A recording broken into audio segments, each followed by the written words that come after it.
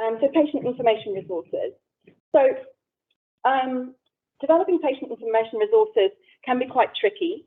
And for patients with sickle cell disease and thalassemia, there's not actually an awful lot out there. And there are, as we've talked about already today, there's a lot going on for these folks. So I just thought I'd talk you through our process of how we do it. It's a bit, so it's a process of acquisition, development and approval, and we'll talk a little bit about that in a second. So quite often the idea for some more written patient information comes from a question from a patient or a family, or something that we've been talking about as a group of nurses or as a team. It's like, oh, okay, so what do you do about this? And what do you do about this? And actually putting that down on paper means that actually we can share that information with our colleagues as well as our patients.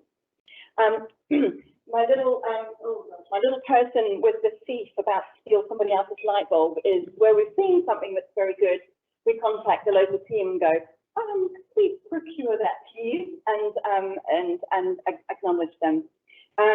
What we then do when we're thinking about this patient information, we'll call it that, is that then triangulate with our team and our patients. Actually, would it be helpful if we had something written about this? And the answer is invariably, yes, please. And then we write, or then I write. And then we get feedback. So feedback from the team, feedback from some of the patients, depending on those, the issue, then more writing, and then we bring it to the team for review.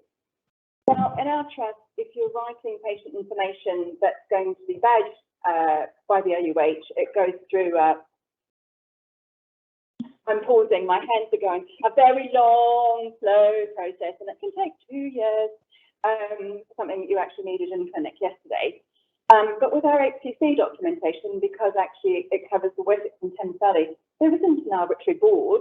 We need to have it badged as the HCC, not OUH, because you can't hand out OUH patient information in Salisbury, particularly. So we have our own departmental hematology department document control process that we put it through, and we also have somebody internally who looks at it for us. And then it all goes on to the NSSG. So if you just sit at your phone now and Google NSSG hematology, you'll pop up with our website.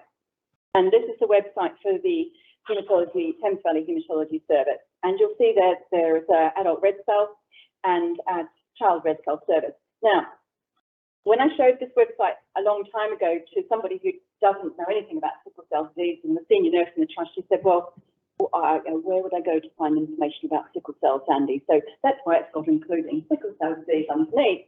You know, we just work with people here, folks. We just get people to use the resources. And if we need to do that, then that's what we'll do. So we've got, as I said, an adult page and a child page, and both of these pages have patient information. We have written patient information. We've got questionnaires that we've developed that we've used with patients over time. And then there's also some videos. So what's on there? So there's the link to the Parents Guide, which was produced by NHSE and Sickle Cell Society. There's links to gov.uk, some really, really good information there for patients. We've got patient condition-specific stuff on hemoglobinopathy, G6PD, and hereditary spherocytosis. And that document was produced by our local charity.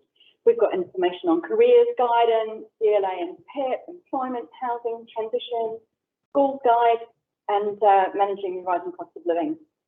We've also got some specific information around the side effects of conditions. We've recently written a red cell exchange top tip, because actually we were finding that patients weren't being told these really basic things from our provider, like do come dressed warm in the winter, we take time to arrive so that you can actually have a drink and a wee before we start, those kinds of things. We've got a lovely video on using the barometer and patient information, and we've got some information on travel, plus the drugs as well. What have we got coming? So in the process of writing a booklet, which our local charity is going to then put into lovely graphics and produce, called Moving into Further Education. And this is designed for young people, either leaving school and going into sixth form at college, or young people going off to university or apprenticeships or whatever, but also older people who may be going back to college or going to university for the first time or moving.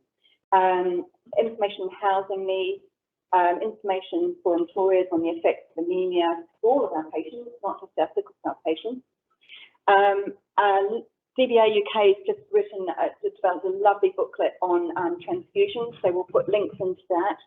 And our local charities are in the process of developing some patient pathways in partnership with patients around transfusion and hydroxycarbamide, so they will go on to the website as well.